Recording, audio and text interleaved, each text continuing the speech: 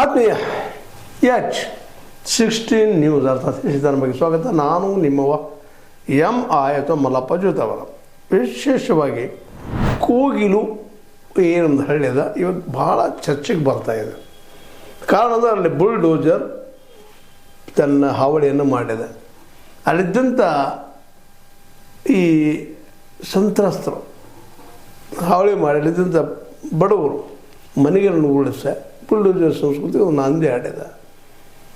ಅದಕ್ಕಾಗಿ ಸರ್ಕಾರ ಅದಕ್ಕಿಂತ ಮುಖ್ಯವಾಗಿ ಇಲ್ಲಿ ಮುತುವರ್ಜಿ ವಹಿಸಿ ಇಲ್ಲಿ ಯಾರ್ಯಾರ ಈ ಹಾವಳಿಯಿಂದ JCB ಹಾವಳಿಯಿಂದ ಮನೆಗಳನ್ನ ಕಳ್ಕೊಂಡಿದ್ದಾರೋ ಅವರಿಗೆಲ್ಲ ಮನೆಗಳನ್ನು ಕೊಡ್ತೀವಿ, ಯಾರು ಅರ್ಹರದಾರ ಅವರಿಗೆ ಅನ್ನೋ ಮಾತನ್ನು ಸಡನ್ನಾಗಿ ಸಿದ್ದರಾಮಯ್ಯನವರು ಮತ್ತು DK ಶಿವಕುಮಾರ್ ಅವರು ಹೀಗೆ ಕೊಡ್ತಾರೆ. ಇದಕ್ಕೆ ಕಾರಣ ಏನು?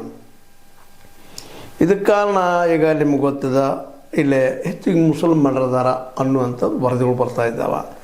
ಅಪ್ಪಕೆರೆ ಕಾಲೋನಿ ಅಂತೇಳಿ, ವಶಿಮ್ ಕಾಲೋನಿ ಅಂತೇಳಿ ಇದ್ದಾವೆ. ಮತ್ತು ಅವರು ಕೇರಳದವರು ಅನ್ನುವಂಥದ್ದು, ಕೇರಳದ ರಾಜಕೀಯ ಮೇಲೆ ಪ್ರಭಾವ ಆಗುವಂಥದ್ದು ಅಂತೇಳಿ ಕೇಳಿ ಬರ್ತಾ ಇದ್ದಾರೆ. ಅಂದ್ರೆ ಮುಸ್ಲಿಮ್ಸ್ ಹೆಚ್ಚದಾರೆ. ಹಾಗಂದ್ರೆ ಹಿಂದೂಗಳು ಇಲ್ಲ ಅಂತಲ್ಲ, ಹಿಂದೂಗಳು ಇದ್ದಾರೆ. ಅವರು ತಮ್ಮ ವಸತಿಯನ್ನು ಮಾಡ್ಕೊಂಡಿದ್ದಾರೆ. ಅವರೆಲ್ಲ ಹೇಳ್ಕೊಳ್ತಾರೆ 20 ವರ್ಷ ಆಯಿತು, 25 ವರ್ಷ ಆಗ್ತಿದ್ದಿಲ್ಲ. ಅದು ಏನಪ್ಪ ಅಂತಂದ್ರೆ ಈ ಕಾರ್ಪೊರೇಷನ್ ಅಂಡರ್ದಲ್ಲಿ ಬರುವಂಥದ್ದು. ಅಲ್ಲೇ ಈ ಹಿಂದೆ ಕ್ವಾರಿ ಇತ್ತು. ಕ್ವಾರಿ ಅಂದ್ರೆ ಕಲ್ಲುಗಳನ್ನು ತೆಗೆದು ಸಾಗಿಸೋದು, ಮನೆ ಕಟ್ಟೋದಕ್ಕೂ ಅದಕ್ಕೆ ಉಪಯೋಗ ಮಾಡುವಂಥವು ದೊಡ್ಡ ತಗ್ಗು ಬಿದ್ದಿತ್ತು. ಅದರಲ್ಲಿ ಮಣ್ಣದು ಹಾಕಿಸಿ ಅದನ್ನು ಏನಪ್ಪ ಅಂದರೆ ಇರೋದಕ್ಕೆ ಯೋಗ್ಯ ಮಾಡುವಂಗೆ ಮಾಡಿ ಅಕ್ರಮವಾಗಿ ಬಂದು ಸೇರ್ಕೊಂಡಿದ್ದಾರೆ. ಅದಕ್ಕೆ ಅವ್ರನ್ನ ಬಿಡಿಸ್ತಾ ಇದ್ದೀವಿ. ಅದು ಬಿಡಿಸಿ ಏನು ಮಾಡ್ತೀರಿ, ಬೇರೆಗಳವರು ಚಲೋ ಸುಸಜ್ಜಿತ ಮನೆಗಳನ್ನು ಕೊಡ್ತೀವಿ ನಾವು ಅಂತೇಳಿ ಹೇಳ್ಕೊಳ್ತಾ ಇದ್ದಾರೆ.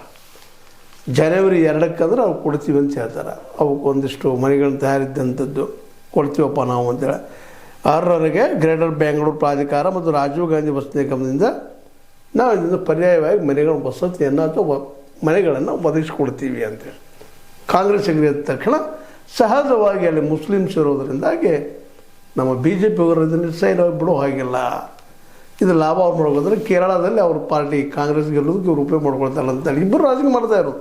ಇಲ್ಲೇನಪ್ಪ ಕಾಳಜಿ ಅಂತಿಲ್ಲ, ಜನಸಾಮಾನ್ಯ ಕಾಳಜಿ ಮಾಡ್ತಾ ಇದ್ದೀವಿ ಅಂತಲ್ಲ. ಕಾಂಗ್ರೆಸ್ಸಿಗರು ಅಲ್ಲೇ ಕೇರಳದಲ್ಲೇ ತಮ್ಮ ಅಸ್ತಿತ್ವ ಪಡ್ಕೊಳ್ಳೋ ಸಲುವಾಗಿ, ಅಲ್ಲಿ ಅಧಿಕಾರ ಬರೋ ಸಲುವಾಗಿ ಅಲ್ಲಿ ಸ್ವಲ್ಪ ವಾತಾವರಣ ಸರಿ ಅದ. ಸ್ವತಂತ್ರವಾದ ಮೀಡಿಯಾಗೆ ಬೇಕಾಗಿರುವುದು ಸ್ವತಂತ್ರ ಧ್ವನಿ. ಆ ಸ್ವತಂತ್ರ ಧ್ವನಿ ಉಳಿಸಲು ನೀವು ಮಾಡಬೇಕಾದದ್ದು ಇಷ್ಟೇ. ಅದೇನಪ್ಪಾ ಅಂತಂತಂದ್ರೆ ನಿಮ್ಮ ಕೈಲಾದಷ್ಟು ಸಹಾಯ ಈ ಚಾನಲ್ಗೆ ಮಾಡಿ ಹಾಗೂ ನಿಮ್ಮ ಧ್ವನಿಯನ್ನು ಕಾಪಾಡಿಕೊಳ್ಳಿ. ಅದಕ್ಕಾಗಿ ಹೆಚ್ಚು ಕೇರಳೀಯರಲ್ಲಿ ಇರುವುದರಿಂದಾಗೆ ಸ್ವತಃ ಕೇರಳದ CM ಇಲ್ಲಿ ಆಸಕ್ತಿ ವಹಿಸಿದ್ರಿಂದಾಗೆ ಸಹಜವಾಗಿ ಇದು ನಮ್ಮ ಕೇರಳದ ರಾಜಕೀಯ ಪ್ರಭಾವ ಬೀರೋದ್ರಿಂದ ಅಲ್ಲಿ ಕಾಂಗ್ರೆಸ್ ಮತ್ತು ಈ ಒಂದು ಕಮ್ಯುನಿಸ್ಟರ ಮಧ್ಯದಲ್ಲಿ ಏನಪ್ಪ ಅಂದ್ರೆ ತಗಡ ಮುಖಾಬಲ ಅಂತೀವಲ್ಲ ಹಂಗದ.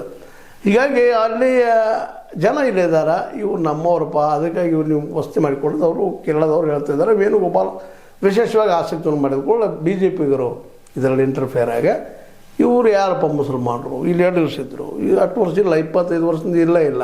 ಅದಕ್ಕೆ ಹಿಂದಿನ ಮೊದಲ ಕ್ವಾರಿ ಇತ್ತು, ಕ್ವಾರಿ ಮನೆ ತುಂಬಿಸಿದ್ದಾರೆ. ಇದನ್ನು 25 ವರ್ಷದಾಗ ಸಾಧ್ಯ ಇಲ್ಲ ಅನ್ನೋ ಒಂದು ವಾದಗಳನ್ನು ಮಾಡ್ತಾ, ಜೊತೆಗೆ ಇಲ್ಲಿದ್ದಂಥವರು ಬಂಗಾಳಿಗಳು, ಬಂಗಾಳಿ ಅಂದರೆ ಬಾಂಗ್ಲಾದೇಶದವರು, ಅವ್ರು ಇಲ್ಲಿದ್ದಾರೆ ಅಂತೇಳಿ ಹೇಳ್ತಾ ಇದ್ದಾರೆ.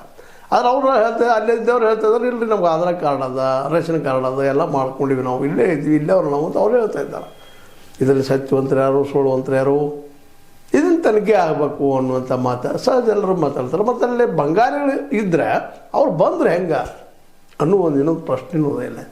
ಯಾಕಂದರೆ ಬಾಂಗ್ಲಾದೇಶದಿಂದ ಬೆಂಗಳೂರಿಗೆ ಬರಬೇಕಪ್ಪ ಅಂದ್ರೆ ಎಷ್ಟು ದೂರದ, ಹೆಂಗೆ ಬಂದರು, ಏನು ಕರ್ನಾಟಕ ಬಂಗಾಳದ ಬಾರ್ಡರ, ದೇಶದ ಬಂಗಾಳಿಗಳಿದ್ದಾರೆ ಇಲ್ಲ ಅಂತಲ್ಲ, ಯಾವಾಗ ಬಂದರು, ಏನು ಬಂದರು, ಯಾರವರು, ಅವ್ರನ್ನೆಲ್ಲ ನೀವು ಪೂರಾಪುರಿ ವಿಚಾರ ಮಾಡಿದರೆ ಈಗ BJPಗರು ಅದೇನೂ ಇರಲಿ, ಇವ್ರು ಹಿಂಗೆ ವಾದ ಮಾಡ್ತಾ ಇದ್ದಾರೆ.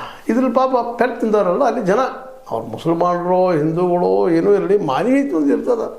ಹೇಗಾಗಿ ಮನೆಗಳಿಗೆ ಕೆಡವಿದ್ದಾರೆ, ಏನೋ ಕಟ್ಕೊಂಡಿದ್ದಾರೆ, ಮಾಡ್ಕೊಂಡ್ರೆ ಬದುಕು ಮಾಡ್ತಾರೆ, ಲೈಟ್ ಹಾಕ್ಕೊಂಡಾರ, ಮಾಡ್ಕೊಂಡು ಯಾರೋ ಒಪ್ಪಿಕೊಟ್ಟಿದ್ದಾರೆ. ಈಗಾಗಲೇ ಹಿಂದಿನ ಸರ್ಕಾರ ಒಪ್ಪಿಕೊಟ್ಟಿದ್ದಾವೆ. 20-25 ವರ್ಷ ಇದ್ದವರಿದ್ದರೆ BJPಗರು ಅದಕ್ಕೆ ಅವತ್ತು ತಕರಾರು ತೆಗೆದಿಲ್ಲ. ಕಾಂಗ್ರೆಸ್ ಅವರಂತೆ ಹೌದು ಬಿಡ್ರಿ ಪಾಪ ಅಪೀಸ್ಮೆಂಟ್ ಪೊಲಿಟಿಕ್ಸ್ ಮಾಡ್ತಾರೆ, ಕೊಟ್ಟಿರ್ಬೋದು. BJPಗೆ ಹಿಂದೆ ಯಾಕೆ ತಕರಾರು ಮಾಡಲಿಲ್ಲ, ಇವತ್ತು ಯಾಕೆ ಅದನ್ನು ದೊಡ್ಡ ಮಾಡ್ತಾ ಇದ್ದಾರೆ ಅನ್ನೋದು ಒಂದು ಪ್ರಶ್ನೆನೂ ಇಲ್ಲ.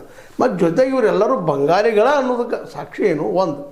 ಎರಡನೇದಲ್ಲಿ ಹಿಂದೂಗಳು ಇದ್ದಾರಲ್ರಿ, ಮನೆಯನ್ನು ಕಳ್ಕೊಂಡಾರ, ಪಾಪ ಚೆಂಡು ಹಿಡ್ಕೊಂಡು ಬಿಸಿಲಾಗದಾರ, ಅಲ್ಲಿ ಬಿಟ್ಟು ಆದರೆ ಬೇರೆ ಕೊಡಲಿಕ್ಕಿಲ್ಲ ಮನೆ ಅನ್ನೋದನ್ನು. ಯಾಕೆ ಇರೋ ನಿರಾಶ್ರಿತರಿಗೆ, ಸಂತ್ರಸ್ತರಿಗೆ ಸರ್ಕಾರ ಕೊಟ್ಟಿಲ್ಲ, ಅದನ್ನು ದೊಡ್ಡ ಇಶ್ಯೂ ಮಾಡಿಕೊಂಡು ನೆರೆ ಸಂತ್ರಸ್ತರಿಗೆ ಕೊಟ್ಟಿಲ್ಲಪ್ಪ ಇಲ್ಲಿವರೆಗೆ, ಅವರಿಗೆ 13,000 ಕುಟುಂಬಗಳದಾವ, ಅವ್ರು ಮನೆ ಕೊಡೋ ಅನ್ನೋ ವಿಷಯನ ಎಬ್ಸಿದ್ದಾರೆ ನಮ್ಮ ಬಿ ಜೆ ಪಿಗರು. ಅವ್ರು ಕೇಳೋದ್ರಲ್ಲಿ ಅರ್ಥದ ಇಲ್ಲ ಅಂತಲ್ಲ, ಹೌದು ಮನೆ ಕಳ್ಕೊಂಡಾರ, ಹಾದಿ ಬೀದಿ ಮೇಲೆ ಇದ್ದಾರೆ, ಅನೇಕ ನೆರೆ ಸಂತ್ರಸ್ತರು ಏನೋ ಪಾಪ ಏನೋ ತಗಡಿನ ಶೆಡ್ಗಳಲ್ಲಿ ಬದುಕು ಮಾಡ್ತಾ ಇದ್ದಾರೆ, ಮತ್ತು ಕೊಡ್ರಿ ಅವ್ರಿಗೆ.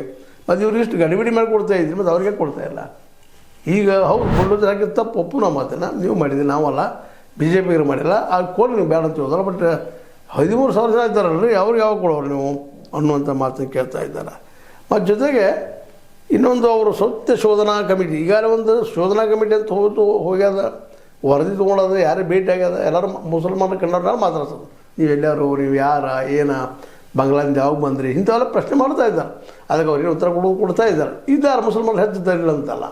ಆದರೆ ಅವರು 20-25 ವರ್ಷ ಆಯ್ತಾ ಅನ್ನೋದು ಈ ಪ್ರಶ್ನೆ ಆರೋದು. ಆದರೆ ಅವ್ರು ಎಲ್ಲರಲ್ಲೂ ಅರ್ಹರಿದ್ದಾರೆ ಕೊಡ್ತಂತ ಹೇಳ್ತಾ ಇದ್ದಾರೆ ಮಡಿ. ಅವರೆಲ್ಲರಲ್ಲೂ ಆಧಾರ್ ಕಾರ್ಡ್ ಅದ, ರೇಷನ್ ಕಾರ್ಡ್ ಅದ, ಜೊತೆಗೆ ವೋಟ್ರ್ ಕಾರ್ಡುಗಳು ಇದ್ದಾವೆ. ಅಂದಾಗ ಇವರು ಬಂಗ್ಲಾದಿಂದ ಬಂದ್ರೆ ಇವಾಗ ಇಲ್ಲಿ ಮಾಡಿಸ್ಕೊಂಡ್ರೆ, ಇವಾಗ ಅಂದರೆ ಮಾಡಿಸ್ಕೊಂಡ್ರೆ ಇಲ್ಲಿ ಅಧಿಕಾರಿಗಳು ಸಹಕಾರ ಮಾಡಿದ್ದಾರೆ ಅಂದಾಗ ಇದರ ಅರ್ಥ. ಆದರೆ ಬಂಗ್ಲಾದಿಂದ ಬಂದಿದ್ದಕ್ಕೆ ಏನು ಆಧಾರ ಇದೆ ಇವತ್ತು ನಾವು ಅದನ್ನು? ಹೌದು, ಪ್ರತಿಯೊಂದು ವಿಷಯನೂ ಮುಸಲ್ಮಾನರಿದ್ದರೆ ಬಂಗಾಳಿಗಳಿಗೆ ಹೋಲಿಸೋದು ಮಾಡೋದು ಎಷ್ಟು ಮಟ್ಟಿಗೆ ಸರಿ ಅಂತ. ನಮ್ಮಲ್ಲೂ ಎಲ್ಲೆಲ್ಲೂ ದುಡಿತಾ ಇರ್ತಾರೆ, ಕೇರಳದಲ್ಲಿ ಮುಸಲ್ಮಾನರಿದ್ದಾರೆ, ಆಂಧ್ರದಲ್ಲೂ ಇದ್ದಾರೆ, ಎಲ್ಲ ರಾಜ್ಯಗಳಲ್ಲೂ ಇದ್ದಾರೆ. ಅಲ್ಲೂ ಅಲ್ಲಿ ಅವ್ರು ಇಲ್ಲಿ ಬಂದಿರ್ತಾರೆ, ಇಲ್ಲ ಅವ್ರು ಅಲ್ಲಿ ಹೋಗಿರ್ತಾರೆ. ಬಂದವ್ರನ್ನೆಲ್ಲ ನಾವು ಬಂಗಾರಿಗಳು ಅಂದರೆ ಹೆಂಗಪ್ಪ ಅಂತ. ಯಾಕಂದ್ರೆ ಕೆಲವೊಮ್ಮೆ ತಮ್ಮ ಭಾಷೆ ಮೇಲೆ ಪ್ರೀತಿಗಾಗಿಯೋ ಯಾವುದೋ ಕಾರಣಕ್ಕೆ ಮತ್ತೊಂದು ಭಾಷೆನೂ ಕಲಿಯೋದಿಲ್ಲ ಅವ್ರಲ್ಲೂ ಒಂದಿಷ್ಟು ಅಡ್ಮೆಂಟ್ ವಿಚಾರಧಾರೆ ಜನ ಇದ್ದಾರೆ. ಆದರೆ ಇವತ್ತು ಅನಿವಾರ್ಯ, ಅದು ಕೆಲವೊಬ್ಬರಿಗೆ ಮಾತಾಡಿಸ್ತಾರೆ, 6 ವರ್ಷ ಮಾತಾಡಿಸಿದಾಗ ಅವರು ಕನ್ನಡ ಮಾತಾಡೋಕೆ ಬರಲಿಕ್ಕಂದ್ರೆ 20 ವರ್ಷ ಆದಂತೀನಿ ಕನ್ನಡ ಮಾತಾಡೋಕೆ ಬರೋದಿಲ್ಲ ಅಂತ ಕೇಳ್ತಾ ಇದ್ದಾರೆ. ಕೇಳೋದು ತಪ್ಪೇನಲ್ಲ, ಆದ್ರೆ ಅದಕ್ಕೊಂದು ಶೋಧನಾ ಕಮಿಟಿ ಅಂತ ನೀವು ಮಾಡ್ಕೊಳ್ಬೇಕಂತ ಮಾಡಿದ್ರಿ ಈಗಾಗಲೇ. ಅದರಲ್ಲೂ ವಿಶೇಷವಾಗಿ ವಿಜೇಂದ್ರ ಅವರು ಒಂದು ಶಾಸಕರ ಗುಂಪು ಮಾಡಿ ಅದರಲ್ಲಿ SR ವಿಶ್ವನಾಥ, S ಮುನಿರಾಜು, ವಿಧಾನ ಪರಿಷತ್ ಸದಸ್ಯ KS ನವೀನ, BJP ರಾಜ್ಯಘಟಕದ ಉಪಾಧ್ಯಕ್ಷ ಮಾಳವಿಕಾ, ಅವಿನಾಶ ಮತ್ತು ತಮ್ಮೇಶಗೌಡ, ಜಿಲ್ಲಾ ಘಟಕದ S ಹರೀಶ್, ಇವರೆಲ್ಲರೂ ಮುಂದೆ ಅದೇ ಕಾಲಕ್ಕೆ IPS ಅಧಿಕಾರಿ ಭಾಸ್ಕರ್ ರಾವ್, ನಿವೃತ್ತ IAS ಅಧಿಕಾರಿ ಇದ್ದಂಥವ್ರು, ಇದಕ್ಕೆ ಹೋಗಿ ಆಮ್ ಆದ್ಮಿ ಹೋಗಿ ಬಂದವ್ರು ಇಲ್ಲಿ. ಇವರೆಲ್ಲರೂ ಹೋಗಿ ತನಿಖೆ ಮಾಡ್ತೀವಿ ಅಂತ ಹೇಳಿದ್ದಾರೆ. ತನಿಖೆ ಮಾಡಲಿ. ಅದರಲ್ಲೂ ಮುಖ್ಯವಾಗಿ ನಮ್ಮ ಛಲವಾದಿ ನಾರಾಯಣ ಸ್ವಾಮಿಗಳಂತೂ ಇಲ್ಲಿದ್ದ ಬಾಂಗ್ಲಾದೇಶದ ಅಕ್ರಮ ವಲಸಿಗರನ್ನು ರಾಜ್ಯ ಸರ್ಕಾರದ ಸಚಿವರೇ ಬಂದು ಬೇರೆಡೆಗೆ ಸ್ಥಳಾಂತರ ಮಾಡಿಸಿದ್ದಾರೆ. ಈ ಪ್ರಕರಣವನ್ನು NIA ತನಿಖೆ ಒಪ್ಪಿಸಬೇಕು. ಛಲವಾದಿ ನಾರಾಯಣ ಸ್ವಾಮಿ ಇರಲಿ ಅಥವಾ ಇನ್ನೊಬ್ಬ ನಮ್ಮ CN ಅಶ್ವಥ್ ನಾರಾಯಣ ಅಂತ ಅವರು ಹೇಳ್ತಾರೆ, ಅಕ್ರಮ ವಲಸಿಗರನ್ನು ದೇಶದಿಂದ ಹೊರ ಹಾಕುವ ಕೆಲಸ ಆಗಬೇಕು. ಆದರೆ ರಾಜ್ಯ ಸರ್ಕಾರವು ಇಲ್ಲಿ ನೆಲೆಸಿದ್ದವರು ಬಂಗ್ಲಾದವರು ಎಂಬ ಸತ್ಯವನ್ನು ಮುಚ್ಚಾಕಲು ಹೊರಟಿದೆ. ಈಗ ಇವರು ಕನ್ಫರ್ಮ್ ಮಾಡಿಬಿಟ್ಟಿದ್ದಾರೆ, ಅಲ್ಲಿದ್ದಲ್ಲ ಬಂಗಾಳಿಗಳು, ಅವ್ರನ್ನು ಕಳಿಸ್ಬೇಕು ಅಂತ. ಅಡ್ಡಿಲ್ಲ, ಬಂಗಾಳಿಗಳಿದ್ರೆ ಕಳಿಸ್ರಿ, ಆದರೆ ಬಂದ್ರೆ ಹಂಗಿಲ್ಲ ಅನ್ನೋ ಪ್ರಶ್ನೆಗೂ ಉತ್ತರ ಹುಡುಕಬೇಕಾಗಿದೆ. ಯಾಕಂದ್ರೆ ಒಂದೇ ದಿನದಲ್ಲಿ ಬಂದಿದ್ದಲ್ಲ ಇದು. ಬಂಗಾಲಲ್ಲೇ, ಬೆಂಗಳೂರಲ್ಲೇ ಅಲ್ಲಿ ಇಲ್ಲಿ ಬರಬೇಕಾದ್ರೆ ಎಷ್ಟು ಸ್ಟೇಟ್ಗಳು ದಾಟಿ ಬರಬೇಕು. ಅಲ್ಲಿ ತನಕ ಇಲ್ಲಿ ಬಿಟ್ಟರೆ ಇಲ್ಲಿ ತನಕ ಬಾರ್ಡರ್ ಮೇಲೆ ದಾಟಿ ಹೆಂಗೆ ಬಂದರು, ಯಾವಾಗ ಬಂದರು? ಮತ್ತು ಅದು ಅಲ್ಲಿ ವೆಸ್ಟ್ ಬೆಂಗಾಲನ್ನು ದಾಟ್ಕೊಂಡು ನಂತರ ಒಡಿಶಾ ಬಂದು ಅವ್ರು ನೋಡ್ಕೊಂಡು ಆಂಧ್ರ ಬಂದು ಆಂಧ್ರ ಹೊರ ಬರಬೇಕಾದ್ರೆ 2 ದಿವಸ ಹೋಗ್ಬೋದು. ಹೆಂಗೆ ಬಂದಿರ್ಬೋದು ಇಲ್ಲ ಅವ್ರು ನಿಜವಾಗಿ ಬಂಗಾಳಿಗಳ ಅಥವಾ ಬರೀ ಮುಸಲ್ಮಾನರ? ಇದನ್ನು ಸಹಿತ ಇವತ್ತು ವಿಚಾರ ಮಾಡುವಂಥ ವಿಷಯ. ಆದರೆ ಇದೆಲ್ಲ ನಡೆಗೆ ಅವ್ರ ಪಾಪ ಅಲ್ಲಿ ಬೀದಿಲಿ ಬಿದ್ದಿದ್ದಾರೆ, ಬೀದಿಲಿ ಒದ್ದಾಡ್ತಾ ಇದ್ದಾರೆ, ಬಿಸಿಲ ಮಳೆ ಅನ್ನೋದಲ್ಲ, ಅಲ್ಲಿ ಜೀವನ ಸವಿಸ್ತಾ ಇದ್ದಾರೆ. ಅವ್ರಿಗೆ ಪರಿಹಾರ ಅಂತ ಕೊಡ್ರಿ. ಜೊತೆಗೆ 13,000 ಮಂದಿಗೂ ಕೊಡ್ರಿ, ಮನೆಗೆ ಕರ್ಕೊಂಡು ಅವ್ರಿಗಿಲ್ಲ ಅಂತಲ್ಲ, ಅದು ಕೊಡೋ ಸರ್ಕಾರದ ಕೆಲಸ. ಆದರೆ ಇಲ್ಲಿ ಗಡಬಡಿ ಮಾಡ್ತಾ ಇದ್ದಿಲ್ಲ, ಅದಕ್ಕೆ BJPಗರಿಗೆ ಕೇಳ್ತಾ ಇದ್ದಾರೆ, ಯಾಕೆ ಅವ್ರಿಗೆ ಕೊಡ್ತಾರೆ, ಇವ್ರಿಗೆ ಎಷ್ಟಾಗಿ ಕೊಡ್ತಿಲ್ಲ ಅಂತೇಳಿ. ಆದರೆ ಇಬ್ಬರು ಮನಸ್ಸಿನಲ್ಲಿ ಏನಪ್ಪ ಅಂದ್ರೆ ರಾಜಕೀಯ ಇಲ್ಲದ, ಇಲ್ಲೇ ಹಿಂದೂಗಳ ಮನಸ್ಸನ್ನು ಹೊಡೆಯುವಂಥ ದಿಶೆಯಲ್ಲೇ BJPಗಳು ಈ ಒಂದು ಬಂಗಾಳಿಗಳ ಕಾಯ್ತಾರೆ. ಮತ್ತು ಇದ್ದವರೆಲ್ಲ ಮುಸಲ್ಮಾನರು ಬಂಗಾಳಿಗಳು ಅಂತ ಹೇಳ್ತಾ ರಾಜಕೀಯ ಮಾಡೋ ಪ್ರಯತ್ನ ಮಾಡ್ತಾ ಇದೆ. ಮುಂದೆ ಅದೇ ಕಾಲಕ್ಕೆ ಬಂಗಾಳಿಗಳು ಇದ್ದರೂ ಸಹಿತ ಅವ್ರು ಮುಚ್ಚುವಂಥ ಕೆಲಸವನ್ನು ಕಾಂಗ್ರೆಸ್ ಮಾಡಲಿಕ್ಕತ್ತದ ಅಂತೇಳಿ BJPಗರು ಆರೋಪ ಮಾಡ್ತಾ ಇದ್ದಾರೆ. ಒಟ್ಟಾರೆ ಇವರಿಬ್ಬರ ರಾಜಕೀಯ ಹಿತಾಸಕ್ತಿಗೆ ಅಲ್ಲಿ ಜನರಿಗೆ ತೊಂದರೆ ಆಗ್ತಾ ಇರುವಂಥ ಸತ್ಯನ ಆಯಿತು. ಇದು ಕೊಡ್ರಿ, ಕೋಗಿದಲ್ಲಿದ್ದಂಥ ಮನೆ ಕಟ್ಟಿಸ್ಕೊಡ್ತಂತ ಕೊಡ್ರಿ, ಯೋಗಿದ್ದರು ಕೊಡ್ರಿ. ಅದೇ ಕಾಲಕ್ಕೆ 13,000 ಕಳ್ಕೊಂಡಾರಲ್ಲ ಮಂದಿ ಪಾಪ ಕುಟುಂಬಗಳು, ಅವ್ರಿಗೂ ಪರಿಹಾರ ಕೊಡ್ರಿ ಅನ್ನೋದು ನಮ್ಮ R ಅಶೋಕ್ ಅವ್ರ ವಾದ. ಅದೇ ಕಾಲಕ್ಕೆ ನಮ್ಮ BJPಗರು ಸಹಿತ ಇವತ್ತು ಇಲ್ಲಿ ಯಾರದಲ್ಲ ಬಂಗಾಳಿಗಳು ಹೊರಗೆ ಹಾಕಿರಿ ಅಂತ ಹೇಳ್ತಾ ಇದ್ದಾರೆ. ಬಂಗಾಳಿಗಳು ತಾನು ಹೊರಗೆ ಹಾಕಲಿ, ಏನಿಲ್ಲ, ಅಡ್ಡಿ ಇಲ್ಲ. ವಲಸಿಗರು ಯಾರದಾರ ಹೋಗಲಿ ಅವರು. ಅದರಲ್ಲೂ ಈ ಒಂದು ಬೇರೆ ದೇಶದ ಬಂದವರು ಅಂತ ಇಲ್ಲಿ ಇರೋದು ಬೇಕಾಗಿಲ್ಲ ಅನ್ನೋಂಥ ಮಾತು ಎಲ್ಲರೂ ಒಪ್ಪಿದ್ರು ಸಹಿತ ಇಲ್ಲಿ ಪರಿಹಾರಕ್ಕೆ ಸರ್ಕಾರದ ಗಡಬಡಿ ಮಾಡೋದು ನೋಡಿದಾಗ ಇದು ಬಂಗಾಳದ ಚುನಾವಣೆ ಮೇಲೆ, ಬಂಗಾಳ ಅಲ್ಲ, ನಾವು ಕೇರಳ ಚುನಾವಣೆ ಮೇಲೆ ಕಣ್ಣಿಟ್ಟು ಈ ಕೆಲಸ ಮಾಡ್ತಾಯಿದೆ ಅಂತೇಳಿ ಯಾರಿಗಾದ್ರೂ ಅನ್ನಿಸ್ತದೆ. ಆದರೂ ಸಹಿತ ಮಾಡ್ತಾ ಇದ್ದಾರಲ್ಲಪ್ಪ, ಏನೂ ಎಲ್ಲಿ ಮಾಡಲಿ ಅಂತೇಳಿ ಈ ಎಲ್ಲ ನೆಲೆಗಟ್ಟಿನಲ್ಲಿ ಈ ಒಂದು ಕೋಗಿಲೆ ಏನು ಗ್ರಾಮದ ಜನ ಇದ್ದಾರೆ ಅವರು ಬುಲ್ಡೋಜರ್ ಹಾವಳಿಯಿಂದ ಮನೆ ಕಳ್ಕೊಂಡಿದ್ದಾರೆ, ಬೀದಿ ಪಾಲಾಗಿದ್ದಾರೆ. ಅವ್ರಿಗೊಂದು ನೆಲೆ ಕೊಡಿಸೋದು ಜೊತೆಗೆ ನೆರೆ ಸಂತ್ರಸ್ತರಿಗೂ ಸಹ ಸಹಾಯ ಮಾಡೋದು ಸರ್ಕಾರದ ಆದ್ಯ ಕರ್ತವ್ಯ ಅಂತ ಈ ಸಂದರ್ಭದಲ್ಲಿ ಹೇಳ್ತಾ, ಒಟ್ಟಾರೆಯಾಗಿ ಯಾವುದಕ್ಕೂ ಯಾವುದನ್ನು ಅದು ಜಾತಿ ಆಯ್ತು, ಧರ್ಮ ಆಯ್ತು, ಮತ್ತೊಂದು ರಾಜಕೀಯಕರಣಗೊಳಿಸೋದು ಬೇಡ.